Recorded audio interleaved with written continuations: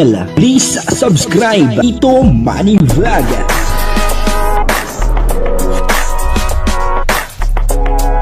Payagan po si Tito Manny Vlog na mag-reactor para pambiling gamot sa kanya pong karamdaman. Wala man siyang records ng ng away. Grabe naman po itong taong ito, no? Talagang sobra naman po yung kanya sinabi dito kay Beyonce.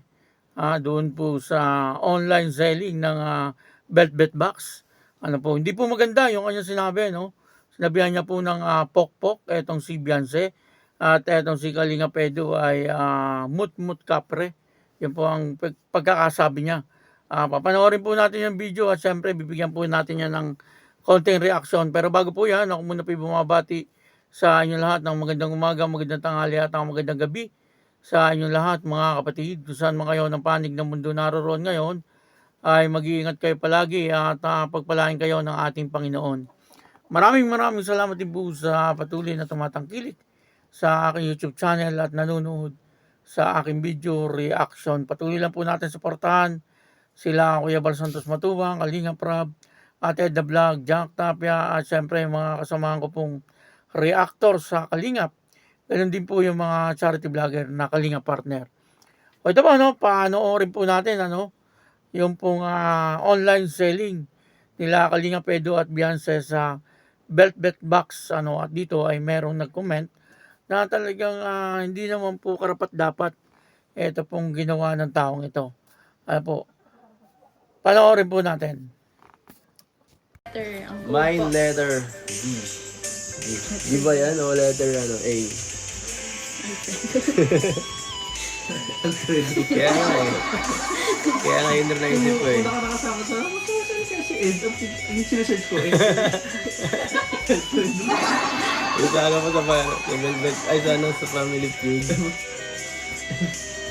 Hindi alam ng ibang kasama namin pangalan niya eh. Naghanap sila eh. Babyface ka na, tapos yung mo. Alin? Yung pangalan mo pang Sinusumpa ko yun dati. Ayoko ng pangalan ko eh. Bakit ito pangalan ko? Junior ka na? Hindi. The third po. Pangatlo na. Efren eh. Sinusumpa. Ikatlong na salin lahi. Oo, pangatlo na ako. Di ba may senior? Third generation na ako eh. Senior, junior, saka third.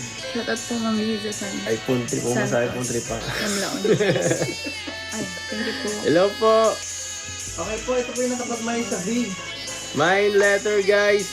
Ay, letter pala, sorry, letter yung naparkala. Ay, salamat po. Family. Mine ribbon. Para kung sakaling yan. Recognition na, Mine ribbon. Tapos, sabi na kung yung mga ka-eskwela nila, dami ng ribbon. Tapos yung anak niya, wala pang ribbon. Bigyan niyo na lang ng ribbon. Ito po, mas maganda. Kulang daw volume. Pasensya na po, mahina po boses ko. Shout out po. Ay, salamat po. Mukhang nakinig po kayo sa akin tayo, guys. Last 3. Last 3 na lang po. Okay, 3 pieces man ribbon. Ay, salamat po.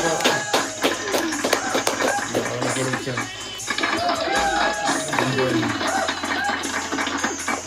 Tama, intermission ka na. Intermission na po, di ba? 4 pieces po kay Ma'am Jocelyn C. S. Soriano and 3 pieces po kay Ma'am Balasang T. Away.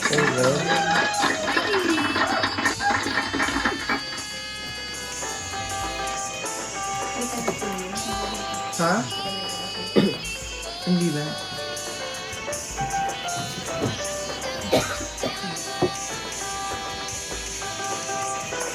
Speaker siya? Hindi, okay lang. Next time na lang. Ang intervention daw po sa na kailan ba yung emergency? 12.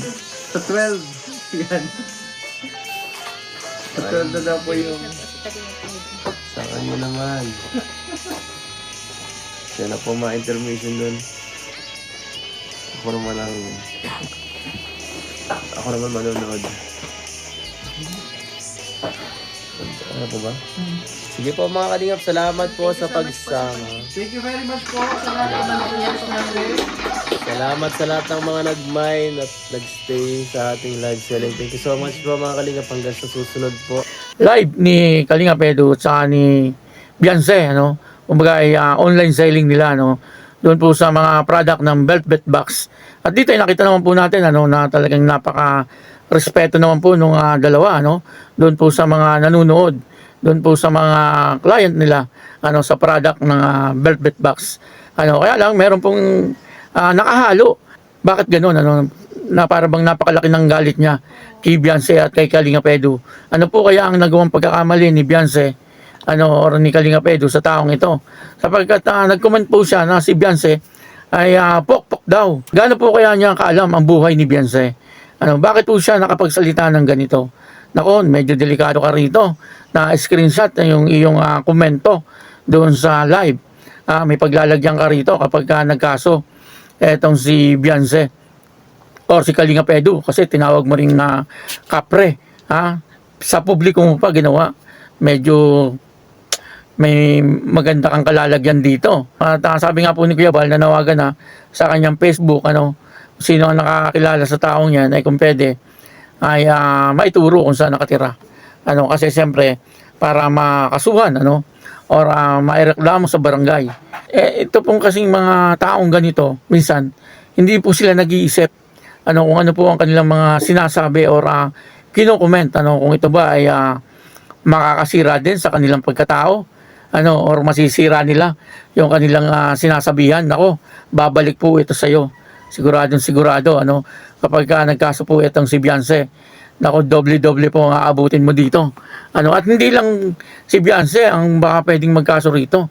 Ano, baka ang company ng Velvet Box ay pwede ring magkaso rito. Hindi ko lang alam, hindi ko po sure. Ito po ay sarili ko lang opinion, ano, kasi that time nang nag-comment po itong taong ito ay nagtatrabaho po sila, no, at nasa live po sila, ano, kumbaga ay binebenta po nila yung product ng Velvet Box, ano.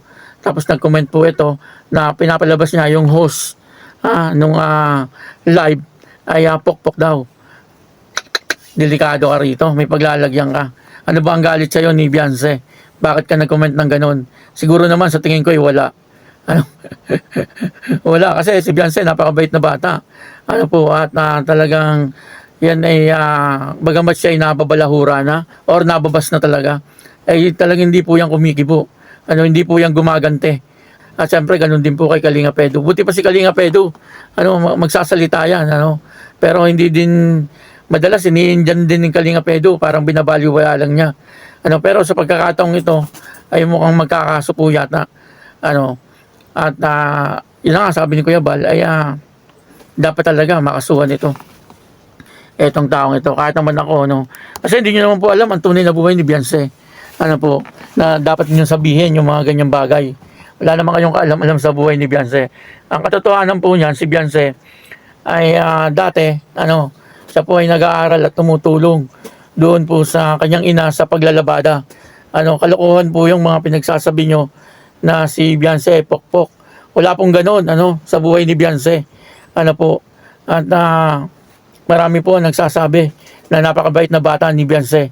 Ano po, at talagang siya ay simulat sa pool ay matulungin na sa kanyang magulang. Ano, at madalas ay nag-aalaga po siya ng kanyang mga kapatid. Ano, kasi may mga kapatid pa po siyang maliliit habang nasa trabaho yung kanyang mga magulang. At eto naman si Beyonce ay nag-aalaga ng kanyang mga kapatid. Ano, kung sino man ang nagsasabi ng mga ganung bagay ay wala po yung katotohanan. Ano, kaya eto, taong ito ay talagang may aabutin ka dito.